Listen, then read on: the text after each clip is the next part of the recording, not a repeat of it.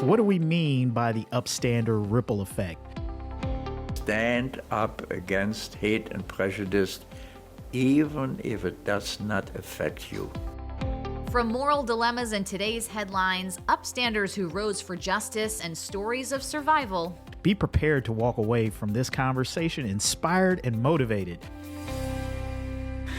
All right, good day, everybody, and welcome to the Upstander Ripple Effect. I'm Kevin Aldridge. And I'm Jackie Congedo. And this is episode 13, and we're going to be focusing on the topic today of perspective. And perspective means the ability to see the bigger picture in life. Perspective is about being able to see the forest as well as the trees, to avoid getting wrapped up in the small details when there are bigger issues to consider. While listening to others, perspective helps us to simultaneously think about life issues, proper conduct, and what's the best situation being discussed. This ability to look at systems as a whole or to think in big terms helps us to offer good advice. Perspective is distinct from intelligence, but represents a high level of knowledge, the capacity to give advice and to recognize and weigh multiple sides before making decisions. Perspective allows the individual to address important questions about the conduct and meaning of life. So I should note that that's the definition of perspective from our friends at the VIA Institute on Character, because perspective is actually one of the 24 character strengths that VIA has sort of classified and codified in terms of social science, social psychology and science. And I actually think, I want to say I am pretty high in perspective. Like when I took the inventory, that was one that, and I would imagine in your Yes, role, absolutely. you also are. I traffic in perspective every single day. Yeah, right, exactly. Many different, all types and flavors of perspective. And, I was sort of thinking, when we were talking about this theme, this topic, it kind of jumped out for me right away in the conversations we were having as we were getting ready for this episode. Mm-hmm. Because, I sat down right away and the first question, you ask is, how are you doing? How are you doing? And of course, what is unloaded at that point is your perspective, wherever you're coming from today, right? What's going on in your life and what's occupying your mental space. And for me, the perspective I brought today was, and I think I even said, I'm like a little heavy today. I'm thinking a lot about security. I'm thinking a lot about, all of these attacks that continue to come on Jewish institutions and gatherings.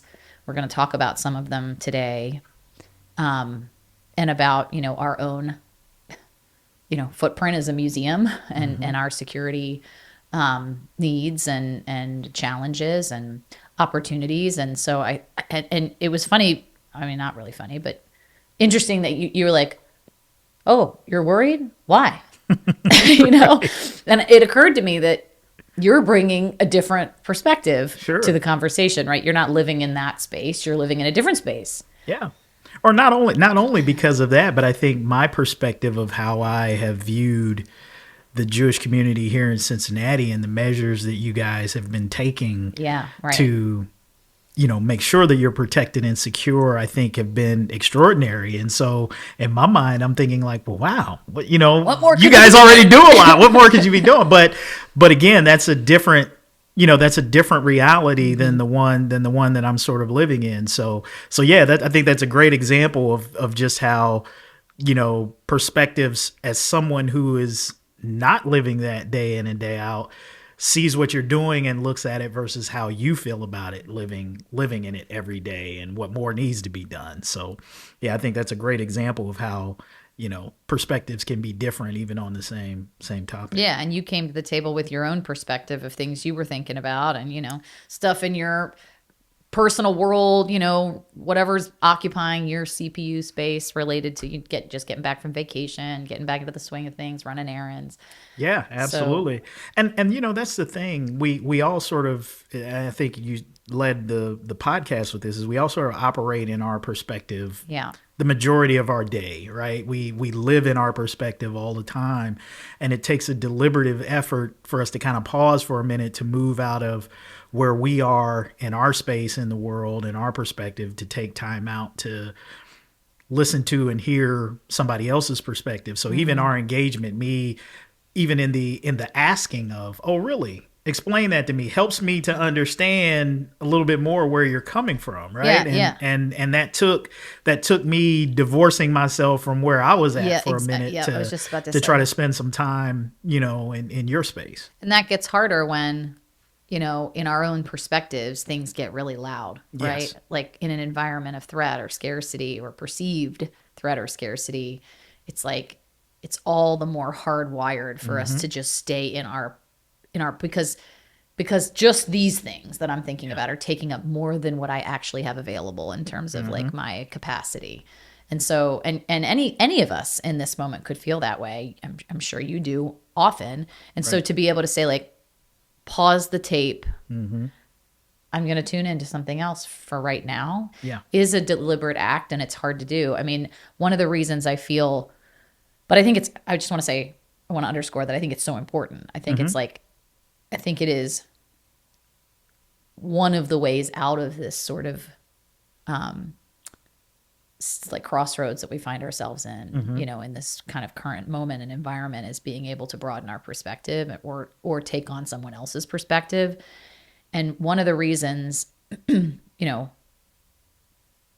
of the reasons I'm really grateful for the role that I have is that I am immersed in the in the scope and scale of perspective every day. Yep. I can't literally come into the office without walking through a space that echoes and sort of reinforces so much perspective, right? Yep. It's like just when you think, gosh, things are pretty tough and there's a lot to be worried about. I mean, we're going to share some stories today of incredible survival against all odds. And those kind of stories just remind you of the perspective that we can have. It could be better for sure. Absolutely. And it could be worse. Right? Yeah. I mean, I think that taking of the time is incredibly important. It's my job to do it. I get paid to take it in every day. So it may be unfair to kind of compare me to sort of like the average person because I actually get paid to listen to other people's perspective. But I always say that I think because of the seat that I hold, it gives me a unique view of Cincinnati that I think not a lot of people get, because I get to hear from so many different corners of the city. And whether that's a short letter to the editor or a longer guest column or just email exchanges that I'll occasionally have with readers who will write me directly. And what I always find is that even beyond the surface of what you might read in terms of what somebody contributes, in the conversations that I've had with people, there's always stuff there that's deeper, right? So a lot of times people will respond to 200 or 300 word letter to the editor that's written in. But what I will know from what other readers who might write in and respond is I might have had a deeper conversation with that writer and have a few more details or a little bit more understanding about their history or their life or where they're coming from.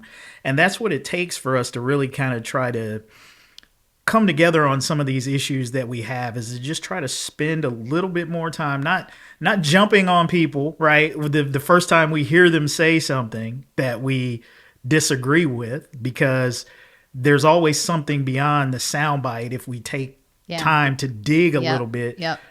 But mining for perspective takes time, it takes effort, it takes a caring beyond what you have going on. If we want people to care about what we care about, I think the flip side is you can't be somebody that wants people to care about what you care about, but not care about what other people care about, right? It's sort of hypocritical in that sense, as if only what matters to me is important. And I feel like maybe too often, in our dealings with each other and in society in general, that's the attitude that we come to some of these discussions with, that only what I want to talk about is important. And I don't have time to listen to your view. And I think also just being honest about the fact that like time is a limited resource. Sure. And capacity, sort of our emotional, mental capacity to hold any given perspective or amount of perspectives at any given time is a limited asset. And so we should be honest that if we're all committed to this, if if we're all committed to trying to understand where other people are coming from and maybe just live for a moment in a space of listening, that is going to take away the time that we have to live in our own perspective. And that's I think, and clearly you agree because of what we both do for a living, I think that's a valuable, like, time well spent. Absolutely. I think it's essential, and I sort of constantly trying to remind myself to do more of it. But it requires, in an environment where there's so much fear, there's so much mistrust, there's so much, and a lot of it's peddled, right? It's like intentionally sort of trafficked. We have to say, it's harder. It's harder to say, I'm going to create that space to let go of the circular thoughts in my brain and my own lived reality to just be part of somebody else's story for a while. So to our amazing listeners and viewers, just by engaging in this podcast, you are clearly interested in broadening perspective and in engaging in other people's journeys and stories. And so we're really grateful. But just wanted to kind of start with this idea that I think, I think it kind of requires us, challenges us to be deliberate about looking for ways to broaden our perspectives. So in the interest of that, I figured we could kind of walk through some of these stories, which have a number of different perspectives, relevant to the work of, creating safer, more just, inclusive spaces. So, the first few are the ones, Kevin, that I was thinking about when I walked in today.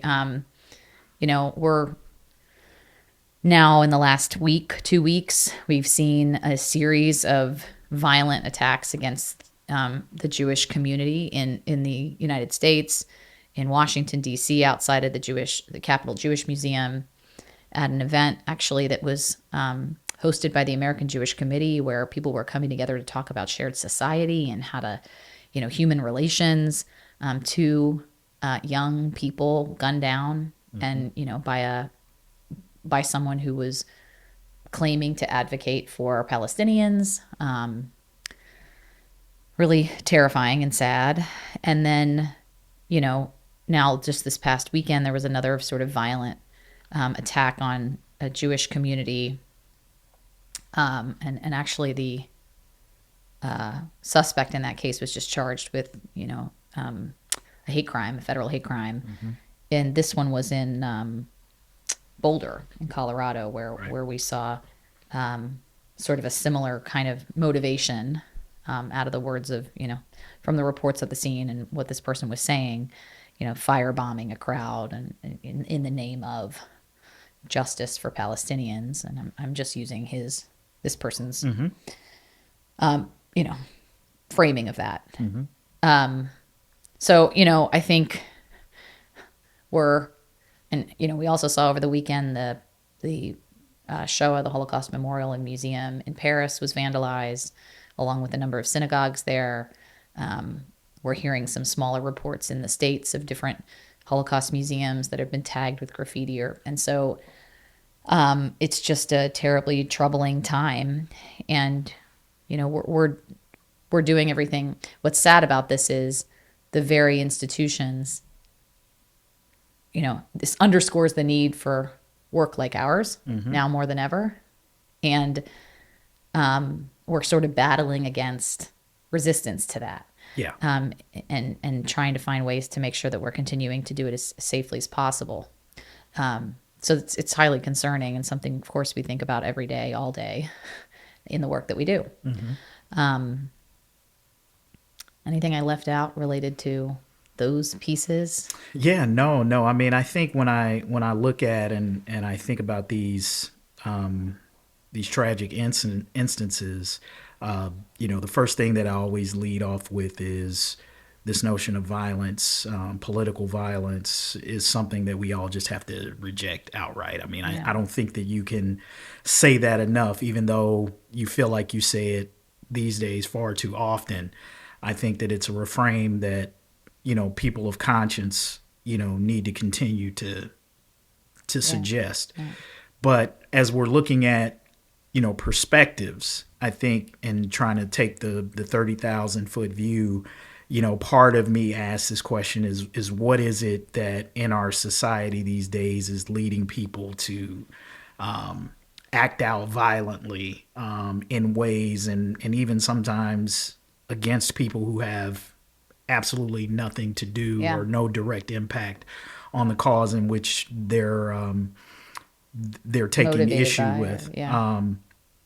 And I think looking at it from that 30,000-foot view, it's how do we get to a place where we can end this conflict, right? I think that's where when we look at this, where we all want to be. We all want to see where the Jewish community can have their self-determination. The Palestinian community can have likewise, and Yeah. we can stop seeing all of this loss of life and starvation and famine and things of that nature that are taking place. And I think that not knowing details about the individuals who are behind this and beyond what's been reported about it being a hate crime and somewhat politically motivated, at least in one instance. You look at what moves someone to be so hardened, so bitter that this is the route that they would take to take the lives of someone else and essentially end their lives, whether that's through incarceration, through death penalty charges, through maybe things that go wrong in the apprehension of the suspect with the police.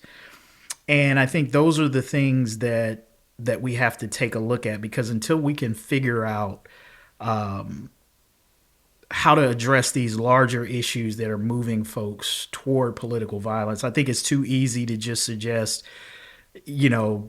that we like to use the terms, crazy or, nut jobs or whatever the derogatory term of the day is for people who carry out these acts. I think that's a far too simplistic way to look at it and doesn't help us move forward as a society in terms of what needs to happen in terms of reducing this type of political violence. Is it the rhetoric? I mean, I feel like the rhetoric that we have around a lot of these issues is super incendiary and incites people to move in these ways. And how do we talk about these very difficult and tough issues, no doubt, in better ways that doesn't agitate, set people on these courses that then lead to violence? Well, I think I appreciate your perspective and opinion on this. I think also what's happening is that there is a lot of hate in the world. Yes, and no doubt. As much as I want to say an end to this conflict will resolve anti-Semitism, and I know that's not necessarily the simplicity with which you're suggesting, right, but I think that's something we have to wholeheartedly reject, that, that in some way, like when I think about the rhetoric, there's been so much associated with this movement, unfortunately, that is anti-Semitic in nature, and that calls for things like globalizing the Intifada. Well, now this is what that actually looks like, right? When we say, and I think it's become sort of slang in the protest movement as sort of like a symbolic, power to, rights for, freedom for. But when we say things like globalize the Intifada, that means go after any Jew anywhere or anyone who has any part of their identity or affiliation in their identity with supporting the right of Israel to exist. These are the implications for that kind of rhetoric. So I think I hear you, and I think that certainly escalation, we see this statistically tracked, that escalation in the Middle East leads to more hate crime, more anti-Semitic attacks against people who, again, some of the reporting on this, particularly in DC, has been that 2 Israeli embassy employees were killed. The guy who ran up and opened fire in front of a crowd in front of a Capital Jewish Museum at a Jewish event did not know who was there, who he was, who he was firing on. He just knew that they were Jews. So I think we have to kind of part of me sort of bristles at this idea that there's any not justification, but that there's any reasonable way to unpack or find rationale for someone's hatred. And I think, yeah, so while certainly it doesn't help, right? Mm-hmm. The flared tensions don't help. I think there is hatred in the world, and there is people who are violent in their hatred, and I think that's what we've seen in the last couple of incidences. Yeah, but see, I don't think violence just or hatred just exists like in a vacuum. Like hatred has a root somewhere, whether that's in bad information, Yeah. whether that's in bad teaching, whether that's in past trauma or injuries. Hatred doesn't just materialize out of thin air. Like most people don't just hate other people because there's usually some impetus behind it. And so I didn't mean to be so simplistic as to suggest that sort of ending the conflict would end this, but certainly the conflict that we're seeing is a catalyst to, or for lack of a better term, a reason for people who might harbor that Or you hatred could already argue to the misinformation about absolutely. this. And so when we talk about the things that we need to look at and address if we want this political violence, we know misinformation is a huge part of the equation that needs to be solved. Finding a way to peace is a huge part that needs to be resolved. Dealing with the rhetoric and what is truth and understanding, what is accurate history, is also a part of that. So I think there's a big stew of things that I think that are part of that 30,000 foot view that we need to be taking a larger look at, that if we want to lower the temperature, these are the sorts of things that have to take place in order for that to happen. People have to become more educated. They have to, not in many ways attack and go after people who might be on their side. Like, I want to believe that like a lot of the people who were, maybe involved or victimized in these instances, want peace as well. They want to and are working toward trying to find solutions to that end. And these are the folks who are, who are being attacked, here in the States. So I think that,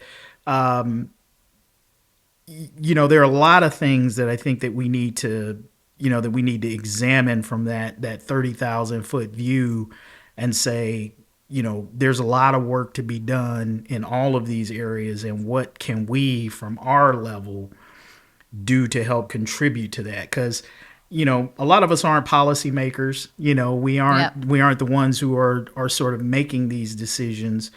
But I think at a one-on-one level, we should be able to, within our communities, and that try to have some of these tougher conversations neighbor to neighbor. And that's the role that dialogue, relationship, and education fills. Mm-hmm. I really feel that way. I mean, you could say a similar thing, no two circumstances here are alike, but it's like, people who spew racist hatred. Mm-hmm. It's not that people of color did anything to bring that on, or that it's in any way justified. Mm-hmm.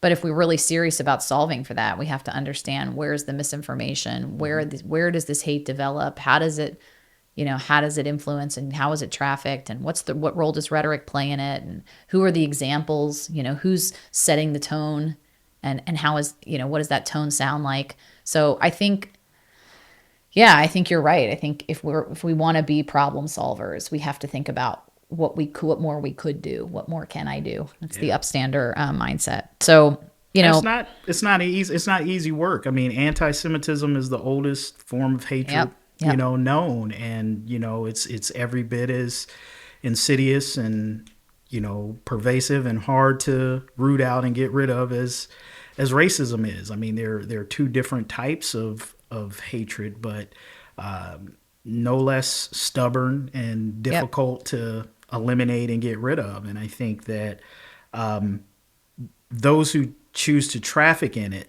I think because of the internet and social media, it's become much more difficult to ferret that out, and there's more misinformation and propaganda and confusion that can be created these days, that it's sometimes hard to control. And I wonder if it's not completely, if that horse is so far out of the barn that there's no way to kind of get it back now. And in our attempt to understand it, to use education to undo it, I think, we want to resist the urge. Like, I mean, me, I'm always thinking of how to humanize, and like, as twisted as that worldview is, let me see if I can understand it more so that we can prevent it, so that we can use education against it.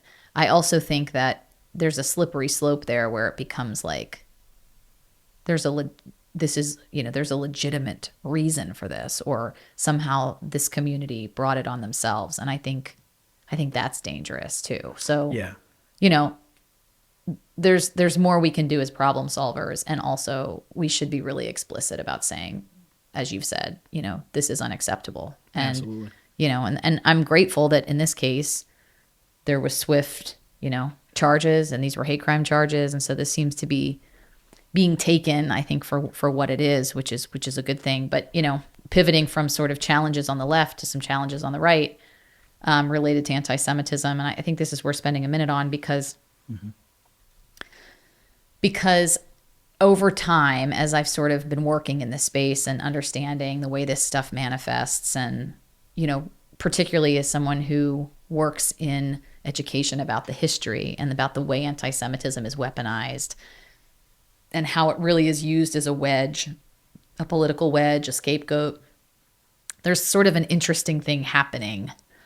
And I say interesting with kind of quotes around it, related to the weaponization of anti-Semitism and sort of the weaponization of attempts to fight anti-Semitism today. And so I'm looking at this article in USA Today by opinion contributor Alex Zutlin, I believe is how you say his last name, and he's talking about something that gave words to some things I've been thinking about for a while. The article is "Trump Task Force May Expose Jews to More Anti-Semitism," and I think this is the really, as we were talking about before, Kevin, like the really precarious position that the Jewish community is in right now, because on one hand we do have good reasons to be legitimately concerned about some of where we see pro-Palestinian activism turn violent, turn anti-Semitic, etc., as we have just talked about, right? These are real concerns, and they're not hypothetical. They're lethal, and they're happening now. And so, and they require condemnation and swift action and urgency and, and stringent handling. And at the same time, to weaponize those concerns, I think we should be smart enough to look out for that. So, Zutlin in his piece talks about, the targeting of universities. And yes, like I said, I say all this with the asterisk and the qualifier that like these universities have, I think, largely not done enough. They need to do more. And it can also be true that, exploiting those fears and that trauma to support a broader agenda is not great, if you want my opinion, for Jews. Especially, the thing about anti-Semitism, it's like, I want to say it's a two-headed monster, but it's a multi-headed monster. It shows up in all different places, and the common denominator is extreme ideas, extreme politics, extreme conspiracy theory. And so any attempt to cut off the fuel for anti-Semitic hatred has to be like an equal opportunity player there.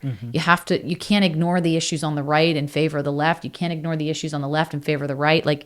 And I just think that this particular policy to aggressively pursue some of this stuff at the expense of civil liberties, at the expense of academic freedom and speech is something we should pay close attention to. He says at the end of his piece, which basically, shares a lot of these concerns. He says, there's nothing novel about scapegoating Jews in times of political tension. What is new and particularly insidious is the pretense that such scapegoating is a form of protection. So here we are, right, as a Jewish community trying to say, we'd really like more help figuring out how to address these things because they have lethal consequences and they're really dangerous. And then we're also saying, but can we not use that as justification to pursue an agenda that's also going to undermine our security? And that, I don't know how to walk that tightrope. It's an incredibly tough tightrope. Well, it's a tough spot to be in, and I think you did a good job of kind of laying out, sort of what the landscape is there. And I think that a lot of colleges and universities have really kind of struggled to deal with this issue for a lot of the same concerns that people on the left have about Trump's sort of heavy-handed attempts to go after universities like Harvard and others over the DEI policies. Universities have clearly not done a great job or as good a job as they could in making sure that Jewish students, are safe and protected, and that sort of anti-Semitic ideas or rhetoric has no place on those campuses. They could clearly do a better job. But I also understand that they've been trying to sort of walk that tightrope again of freedom of expression, free speech. And we've talked about many times that if you don't understand what anti-Semitism is and how to ferret it out, you'll miss it. And I think universities have struggled with that. And certainly the Jewish community has been vocal in wanting to make sure, especially if you're a Jewish parent and you're sending your kid to one of these schools, you want to make sure that they're safe. Yeah. That's not a ridiculous or an unreasonable expectation, of any parent. And so there's that element of it, of wanting more help. But then when you have someone like the Trump administration who has their own agendas, whether that's the elimination of DEI or trying to go after, immigrant students on campus and getting them out of the country, this becomes another avenue by which they can justify going after that.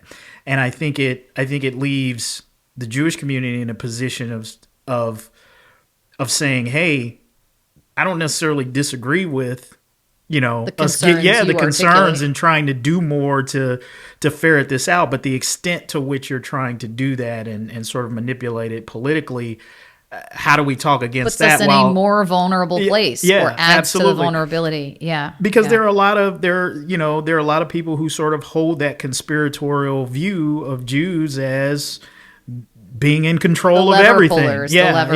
Exactly. And this kind of plays into that. Totally so it's like, hey, Jews speak up, and the president, launches this task force that's now silencing students and deporting them and doing all of these things in the name of the Jews. So it actually plays into that conspiratorial trope that a lot of Jews are concerned about as it pertains to anti-Semitism. So these are the complex sort of political conversations that we're dealing with right now. It's like, and if you don't handle these conversations around these issues with the delicacy and nuance that they require, you wind up traffic in really problematic things that can lead to these explicit forms that we've seen, lethal. Because the outsider looking in who doesn't understand it, if they read this piece by Mr. Zotline would say, and if you're a Trump supporter or a member of MAGA, you would say, well, he's just ungrateful, right? Like Trump is trying to help Jews, and here you are being critical and quite frankly, not grateful for what he's trying to do to address a problem that you have said is a problem, right? And so that's a tough tightrope to walk. And this is what I always say when people come to me and they want to say, in the wake of an incident like this or one of these incidents, like, what can we do? How can we be a better ally to the Jewish community? What can we do? And I always say, instead of saying over there, say, what can I do in my community? Because like I said, the multi-headed beast nature of anti-Semitism leaves room for all of us to be part of the solution, unfortunately. This isn't just a factor of the left. It's not just a factor of the right. Right. Conspiracy takes takes hold in all of these different extreme places and ideologies. And so we should, if we really are serious about our allyship, about that offer to be allies, then we should say, where does my voice carry the most weight? And how do I do that work inside my tent, with my family, with my network, with my politic, with my ideology? That's how we're actually going to change things. And I think that whether it's the left trying to politicize the issues on the right, or the right trying to politicize the anti-Semitism on the left, we have to reject that unless it comes with doing the work of real moral courage and saying, how do I deal with the problems in my tent, in my family? Yes. So that's why, this is something I think that really we should be paying attention to.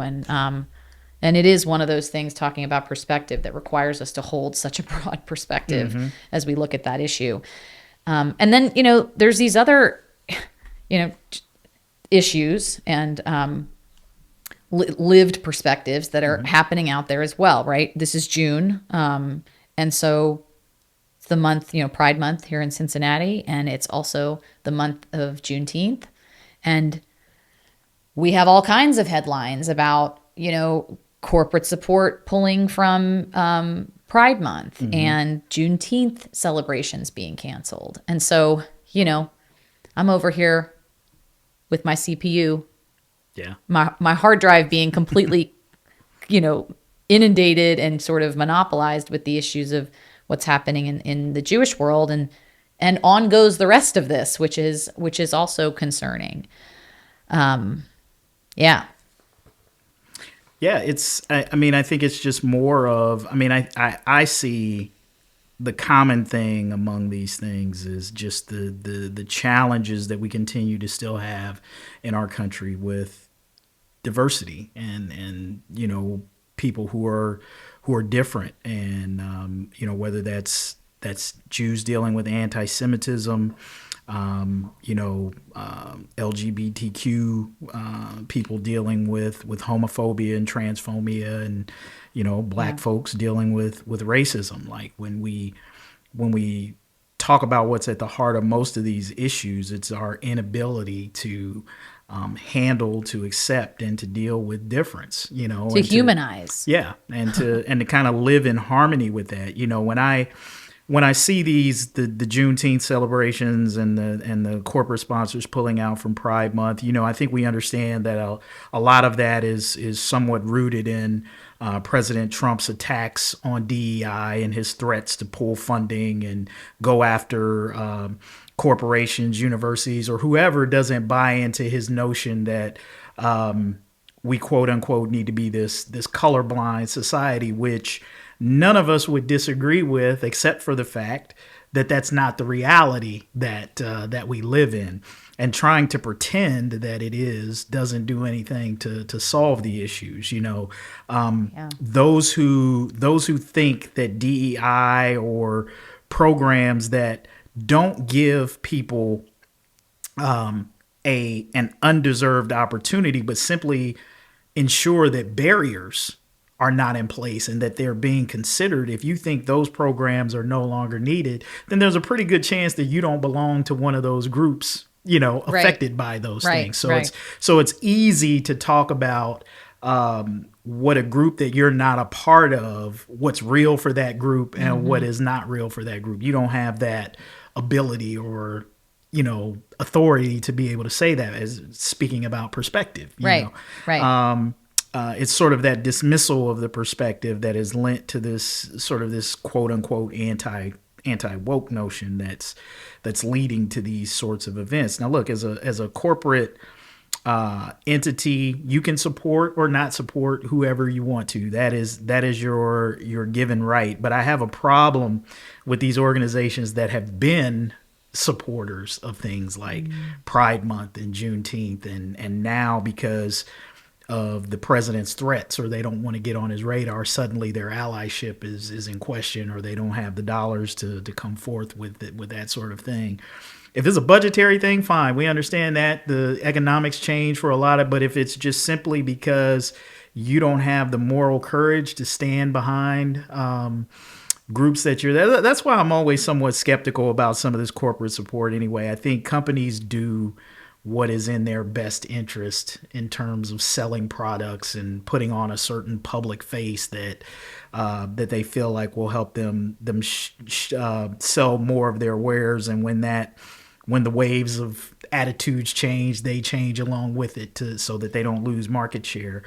So there's the cynical part of me that's a part of that. But, hey, if you're going to say you're going to stand on these issues last week, you should stand on them this week. Yeah, and I just also want to point out that we're not talking locally on either of these far. Right. There have not been any, to my knowledge, questions about our Juneteenth celebrations in Cincinnati. No. And certainly I can't speak for the whole corporate sector, but I can say that our partners in the corporate space have been extraordinarily generous and continue to stand. So I think actually in times like these, cities that have the community cohesion, connectivity, the 3 layers of separation or 3, points of separation between people or between entities are all the stronger for it. Because, in a big city environment, it's easy to say those people over there, they're on the chopping block. But here, we all know everybody. And so there's a certain resilience in that to sort of what's spinning on the national level. That's here in Cincinnati, we know how to do this and we're just going to keep doing this. Yes. And so that's something I think we can really be proud of. Well, and I think we have a lot of corporations in this community, sort of starting with the Procter and Gamble's of the world. Absolutely. That have not been shy over the years of taking tough stances. I mean, P&G over the last decade, we can think of all of the socially conscious marketing campaigns that they've done over the years. So so I would agree with you that that Cincinnati might be one of the outliers in terms of what we've seen from the broader sort of national corporate culture, where you've seen sort of the Targets and the the Walmarts of the world sort of bend the knee on some of these issues. Very disappointingly, and some of them have paid a price for that. Turn. I think P&G is a good example of they really walk the talk and have done so for so many years, and it's humbling to see that continue here in Cincinnati. So pivoting a little bit to a different perspective, this is some of our stories from the archives this month. So we're highlighting Lisa MacVittie. And Lisa is a survivor who was born in Berlin in 1932. She talk about an extraordinary perspective, an extraordinary story. Contracted polio as a child. And after Kristallnacht, right, that sort of first night of organized violence against the Jewish community in Germany, her parents made the decision to escape, which was an incredibly difficult decision because she was in a body cast because she had polio. So I think about, all of the stories that we share involving people who fled mainly through Europe, but actually Lisa's story is pretty different. She has a totally different, in addition to the extraordinary nature of having to escape in a full body cast as a child with a critical illness, she has a very different story of escape, which is also a reminder about how little control. Talk about perspective. Yeah. How little control people had when they were trying to escape the Nazis. Yeah. She and her family made the trip out of Germany to Naples, Italy, and then sailed to Shanghai. It was a huge transition for them. Life was very difficult.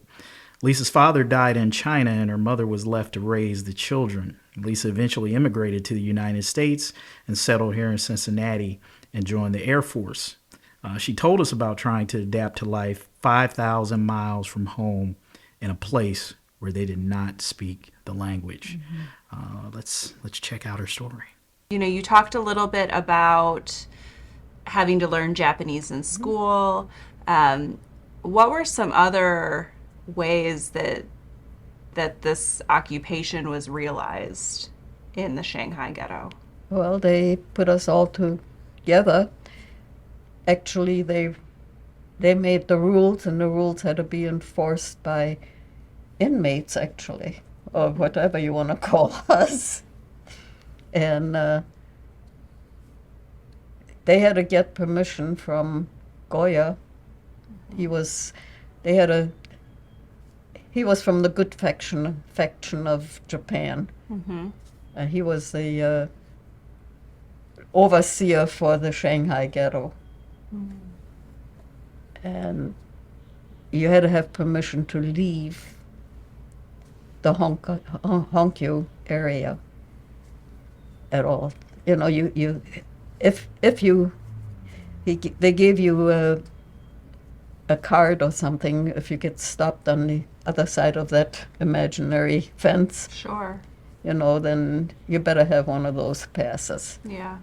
Yeah, it sounds, it sounds that although your family had escaped, Nazi Germany, life was still really very difficult, Yes. and very restrictive. Yes. And, it's hard to balance that survival, yet also struggle.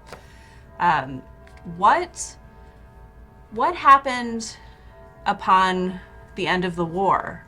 How do you remember learning about the war coming to an Actually, end? we did have a radio we didn't have it, but there was a radio in Hong Kong, and the Japanese never could find it. It was a shortwave, and it traveled between,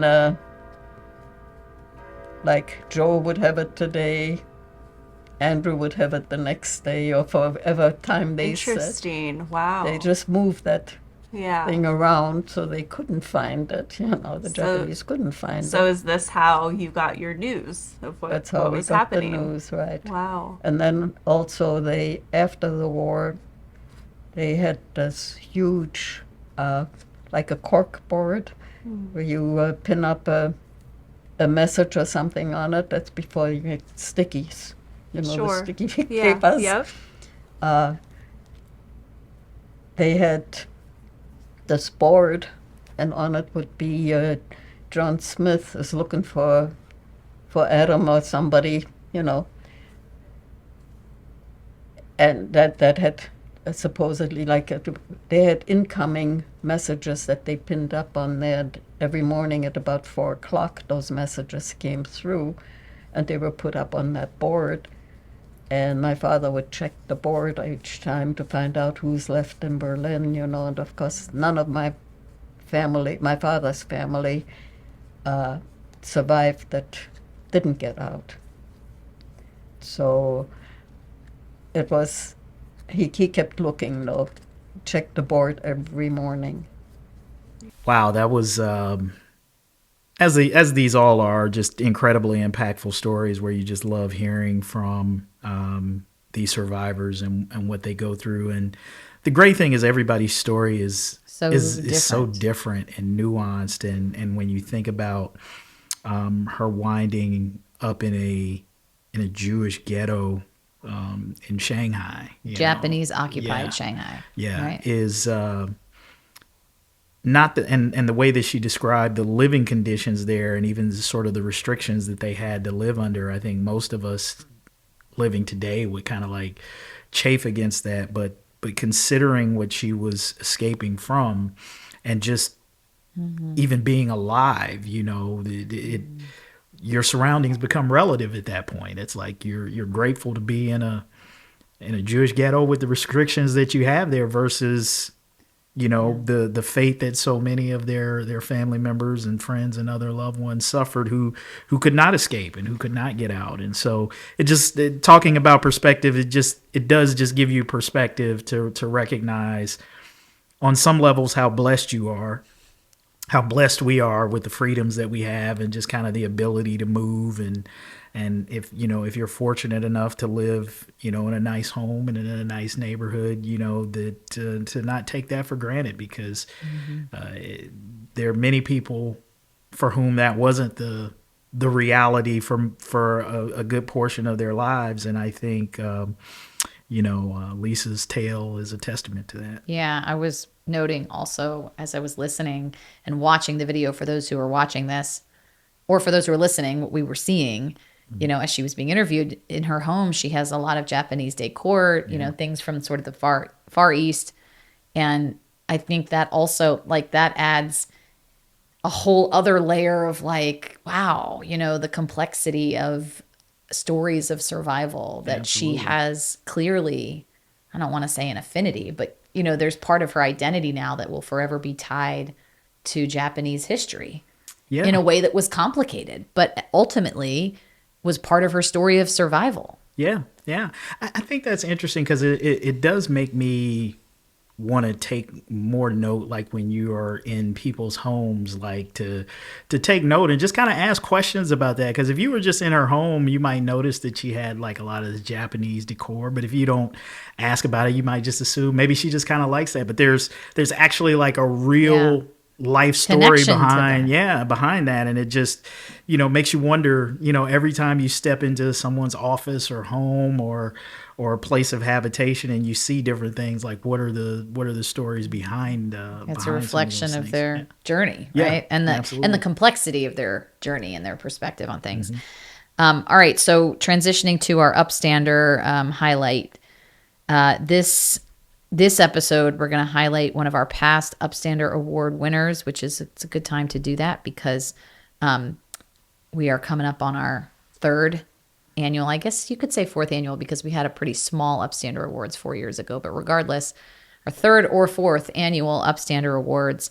And so looking back at Dr. Christian Gausvik's story, who is a physician here in Cincinnati, and in his life and in his practice, he really has, I think, gone out of his way to prioritize and care for two groups of people who can face marginalization, both the elderly and the LGBTQ community.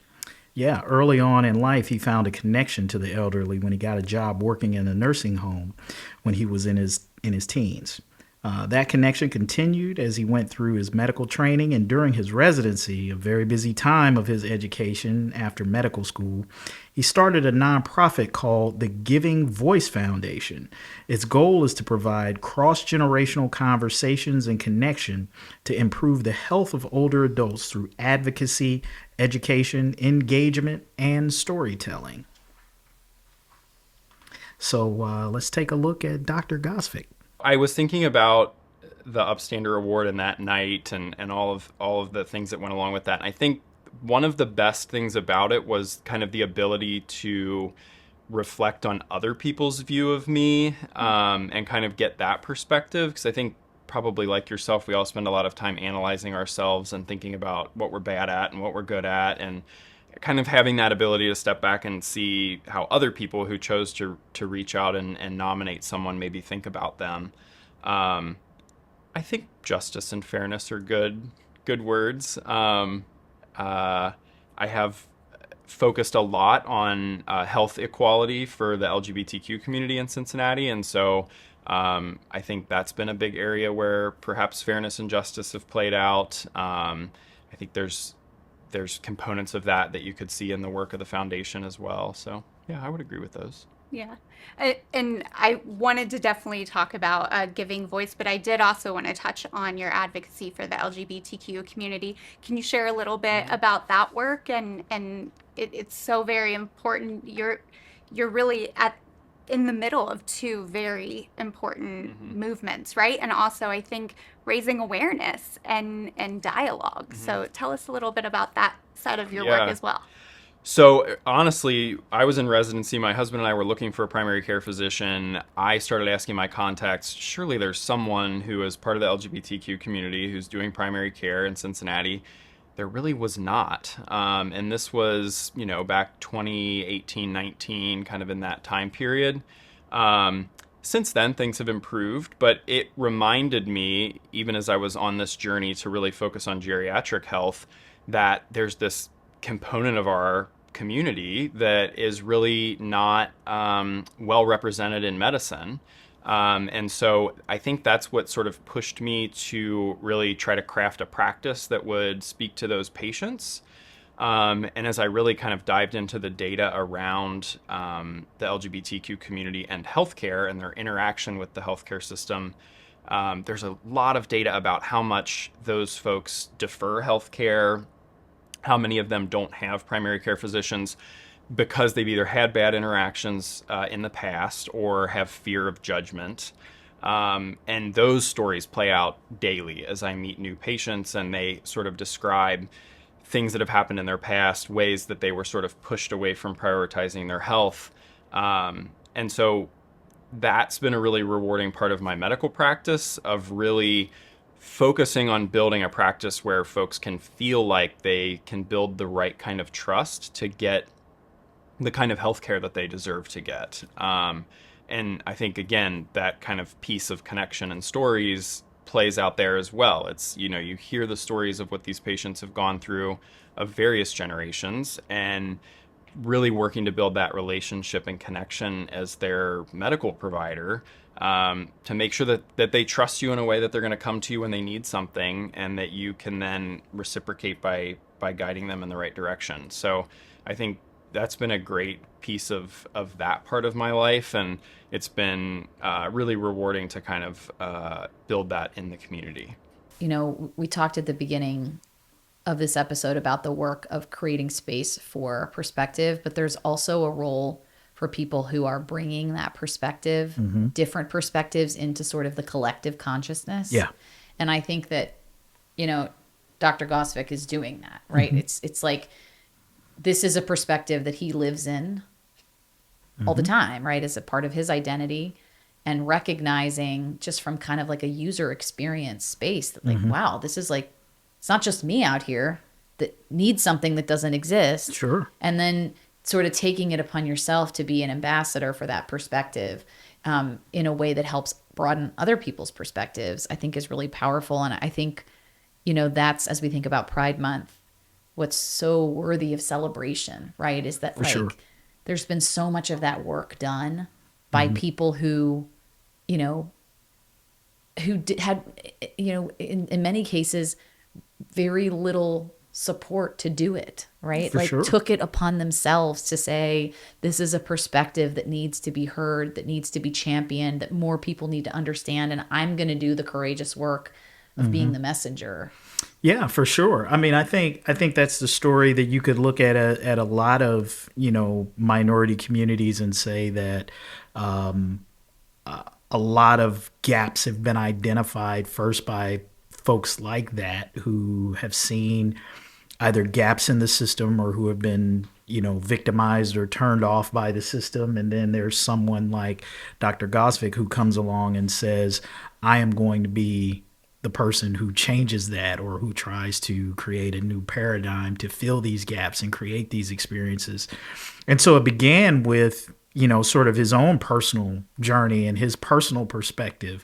But as I listened to him and I talked about as how he began to cultivate and really began to build his practice, it came from listening to the perspectives of others. So I always say this, that no matter what part of the community that you're from, whether that's the African American, Jewish, LGBT community, your perspective may not be representative of the whole. The homogenous. You have some part of that experience, but there are others whose voices need to be a part of that, so that you can come up with the best possible program, product, what have you. And he was able to do that. And it reminds me of when we were reading the definition of perspective in the beginning, it talked about that listening to and gathering perspective leads to better solutions, right? And so he was able to generate a better solution for those in the LGBTQ community and those in the elderly community by actually listening to a broad range of perspectives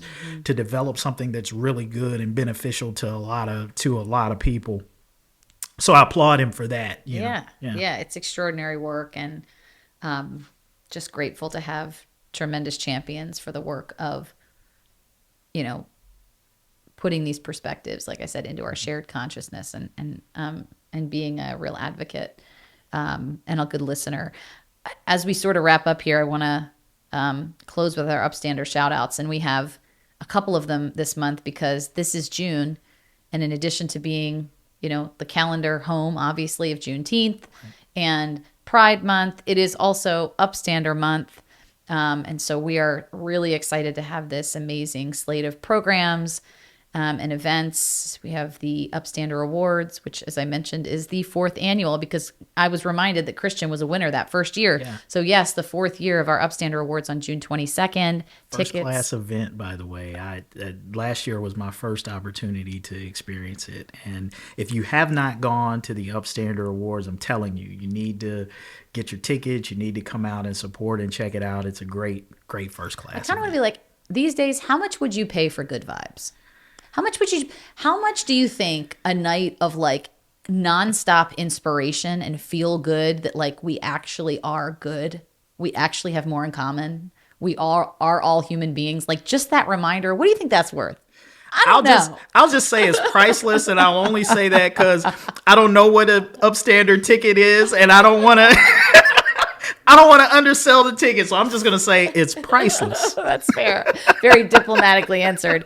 But I will, in all seriousness, say that we have an amazing slate of finalists this year. We're going to announce the winners on June 22nd. We have Jesse Eisenberg, as our celebrity host joining us. We've got some special appearances from the Lachey's and their amazing cast of Labelists, the musical that they wrote, produced, about, stories of young people who have different identities, sort of sharing the struggle and opportunity in those identities. And so it's going to be an amazing event.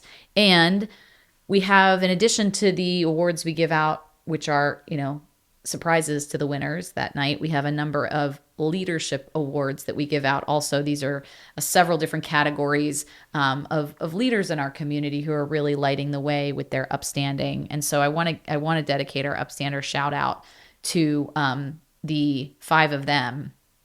First, and I, we were talking beforehand about, like, again, this theme of perspective, and it occurs to me that each one of these people has either sort of channeled their own perspective, right, and as Christian did, or has set aside their perspective, done that hard work of saying, like, all this stuff that's occupying my head, my mind space, I'm going to pause for a second because I want to champion this issue, or I want to lift up an experience or solve for a problem that hasn't affected me. I think is really outstanding. And that's certainly the first, for our first winner, the Business Upstander of the Year, Dan Meyer, who is the CEO and co-founder of Nehemiah Manufacturing, which, oh my gosh, if you have not gotten a front row seat to what they do at Nehemiah, it is nothing short of absolutely amazing and transformative. Yeah. Dan, I don't think has had any personal experience with incarceration in terms of himself personally, but wanted to use business as a way to give back and do good. And he saw this unmet need in terms of giving people opportunities who had a record, who otherwise just too often fall back into things because they don't have anywhere that will hire them. And so he's like really created this whole ecosystem of employment and services and community around people who are reentering after serving time to work at Nehemiah. It is amazing to watch what happens there. Yeah, I actually think like people like in businesses like Nehemiah Manufacturing are really critical to sort of helping our society and our community sort of move forward for all the reasons that you said. We know the barriers that exist for people who are returning citizens, and we know the recidivism rate is high for those who are unable to reestablish themselves through employment. So I wish we had like 50 more Nehemiah Manufacturings, here in Greater Cincinnati, to take on this mission and try to legitimately give people who need, who have done their time, who've served their time for whatever it was that they've done, or who have addiction challenges and things of that nature. That second chance is huge, and so hats off to them for what they do. That's incredibly it's so important. Beautiful watching. I mean, I was part of this year's Leadership Cincinnati class, and we had the privilege of spending one of our sessions at Nehemiah, and we got to hear from some of the people who work there, and obviously the leadership. And Dan, you can just tell how personally, I can tell you if he were sitting right here, he would say, like, the gift has been mine to receive. Sure. Because he can't talk about it without getting choked up, because it's been such a privilege for him to be able to step in this way and to see the transformation and to help and to lift. It's just an incredibly inspiring story. So kudos to Dan. We're excited to celebrate him on the 22nd. Yeah, I think a lot of people miss that point that you make, like, what Dan has realized. Like a lot of times when you give back and when you help, like a lot of people think like, oh, well, that's just so that you can feel good about yourself and what you're doing. But what I share all the time is you learn more. You get more from those that you help than they actually get from you. Because if nothing else, it allows you to gather a perspective and an appreciation for maybe what you've been spared from, in your life versus what other people have been through, and even to see the resilience of other people that you can draw from to help you figure out, hey man, if this man or woman can overcome these obstacles and make it happen, like I gotta suck it up. I gotta quit being, such a little baby about some of these things. That's the perspective shift. Yeah. So hats off to Dan and to Nehemiah. For sure. And then second, we have sort of a 2-for-1 Upstander shout out. We have the Duke Energy Illuminator Award going to Paula Boggs-Muthing, who is the Chief Administrative Officer and General Counsel at FC Cincinnati. Prior to that, she was a city manager for Cincinnati during the pandemic. And I think just an unsung hero of the pandemic.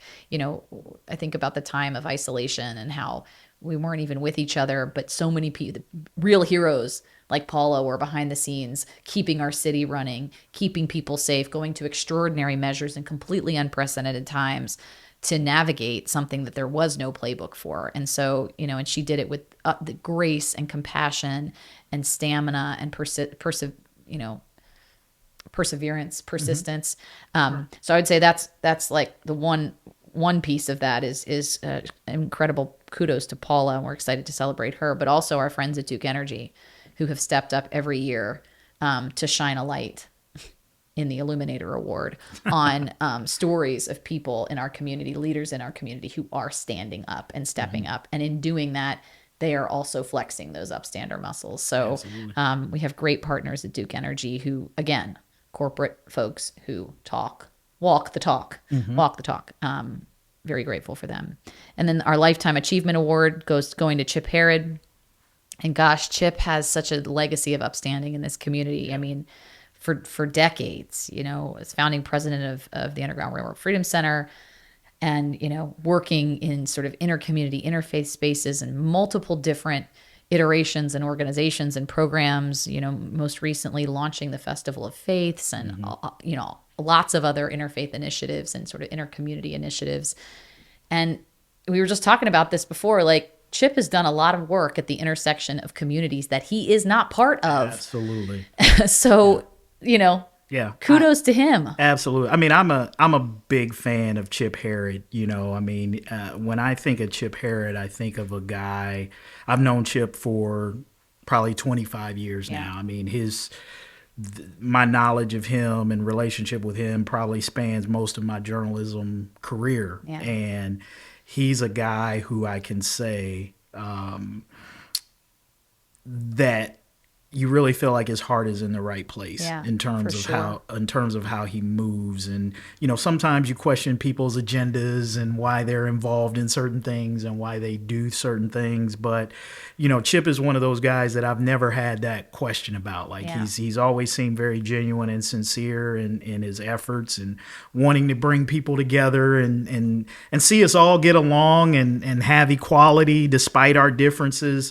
So hats off to Chip. Well deserved. Recognition. I think a lot of folks, who want to say, well, this or that, it's like, well, at least he stepped out to try. Yeah. You know what I mean? I mean, taking on some of these really hard issues during times where people are not talking to each other, where groups are not communicating, they can't sit at the same table and saying like, this might not be a perfect attempt and it probably won't fix everything, but I'm willing to try. I'm going to be the first in line to try. And I feel like that has been Chip's legacy. He's just completely undeterred by, sometimes I'm like thinking about the global problems in our world, and Chip Herod right here in Cincinnati is like, doesn't matter. We're going to sit at the same table and we're going to figure this out. And in some of the hardest times, he's insisted on that. And I know it's a very hard time right now for those bridge builders, and I just want him to know that, the arc of the moral universe is long, right? Absolutely. And so we go through bumps and deviations, and But at the end of the day, his hard work is paying off, and I'm grateful for him. Well, one could also say that, where would things be If it had not been for his work. if it had not been for his work. I mean, to use the line of could it have been worse? I mean, success and failure can be relative.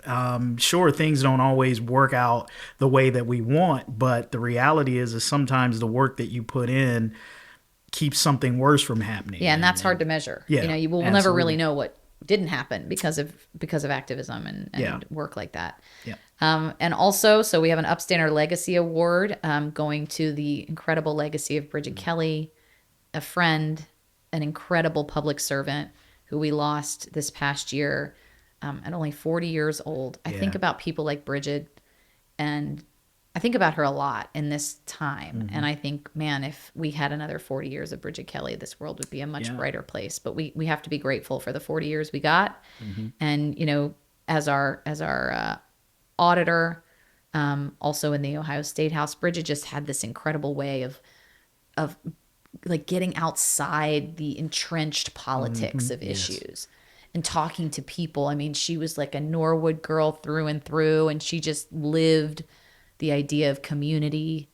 I have so much respect for the incredible person who was Bridget Kelly. Absolutely. And in these political times when you can have people, an example like that. Yeah, who people pretty much unequivocally across the board can say was just a good person, right? Like that's tough to come by in today's politics, and Bridget Kelly certainly had that. Yeah. So her family's going to join us at the Upstander Awards and receive this in her honor. It will be a very moving moment, I'm sure, and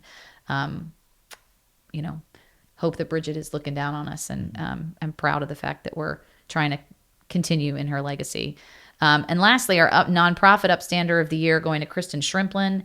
Talk about perspective. Kristen is president and CEO of Women Helping Women, which obviously helps women out of incidences of domestic abuse and violence. And she is a survivor herself of this and brings that perspective with her to her work every day. I mean, to hear this woman talk and how she navigates this stuff, she just exudes commitment to the cause. And I think that's in part because obviously, this is part of her journey, but I think it sells her short, because I think that just like Christian, every person she hears from, every person she helps, every story she encounters is just more fuel for her to do this work, because it's having impact outside of her and beyond her. Yeah. So kudos to Kristen. She's just an outstanding champion in our city. Yeah. Fierce is a word that absolutely applies to Kristen. She's got that red hair. She is, listen, I tell you, there are a lot of leaders of organizations for a lot of causes in this city, but I doubt there are few more dedicated, committed, passionate, and just all out for what they do than Kristen Shrimplin. I've had an opportunity to know her for quite some time now, and I've always been impressed with how she's run that organization, her dogged determination behind it. She is, yeah. She never misses an opportunity to try to advocate and promote for women who are impacted by domestic violence, and always wants to keep that in the forefront of the community conversation. So hats off to her again. This is a great slate of community leaders that you guys have selected this year. There's not a single person on that list that you could say is undeserving for the recognition. So yeah, and I think part of it's a really hard process every year to think about who we should honor, and there's so many. We're fortunate in Cincinnati to have outstanding leadership in so many different ways. But what stood out really, I think, about all of these folks, in addition to their contribution, is sort of the way in which they go about their work, right? That they're undeterred and fierce in their commitment to their cause, but they pursue their mission in a way that inspires other people to be part of it. So there's a difference between, I've been thinking a lot about the phrase, I'm forgetting who said it, but we can run fast. We can run solo and get there fast, or we can run a little slower and get there together. Yeah. And like, what matters at the end of the day? When we think about enduring change, we have to figure out how not just to get there first, but Right. how to get there and stay there. And that is the work that these people have done and are doing. So it's going to be a great night, June 22nd. Tickets are going fast. If you want one, go to our show notes. You can click the link in our show notes and sign up.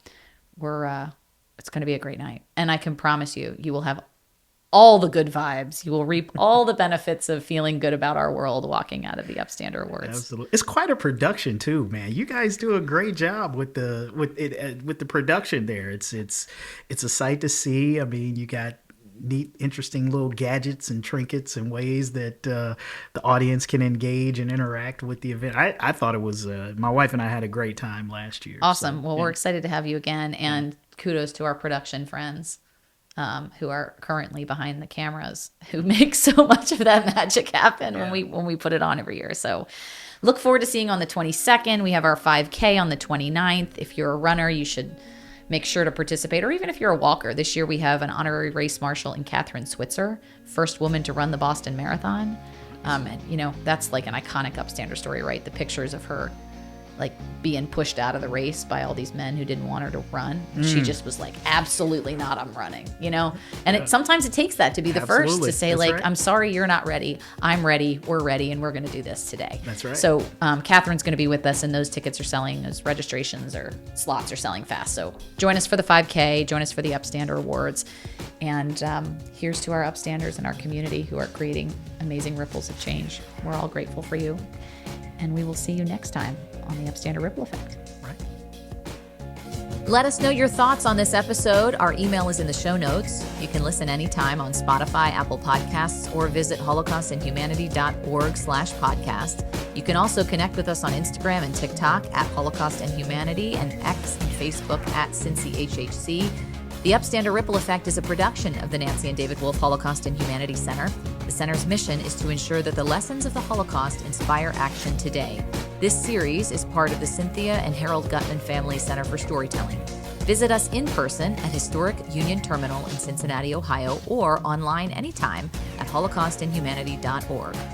Managing producer is Ann Thompson. Consulting producer is Joyce Kamen. Technical producer is Robert Mills, and technical director is Josh Emerson. The opening sequence is by Ken Furman. Select music is by Kick Lee, and this is recorded at Technical Consulting Partners Studios in Cincinnati, Ohio.